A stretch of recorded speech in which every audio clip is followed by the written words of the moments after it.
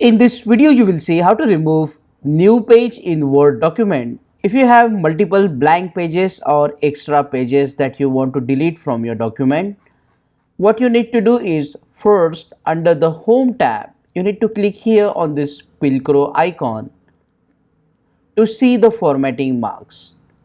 You will see these blue icons. Each icon means there is a blank space. Now here, as you can see, there is a page break and here enter key was pressed multiple times. You simply need to click on the last Pilcrow icon, press and hold the shift button on your keyboard and then select all these blue icons.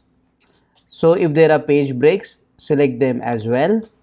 And once you have selected all these Pilcrow icons, just press backspace or delete button on your keyboard and then some Pilcrow icons will be removed. Now you just have to press delete button on your keyboard or just click on the last Pilcrow icon and press backspace button until your new page is removed.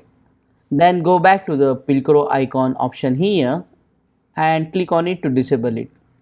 In this way you can remove new page in Word quickly. Click on that like button, comment below and let me know if this video solved your problem. And don't forget to check out these useful videos if you want to learn Microsoft Word quickly. See you again in the next one.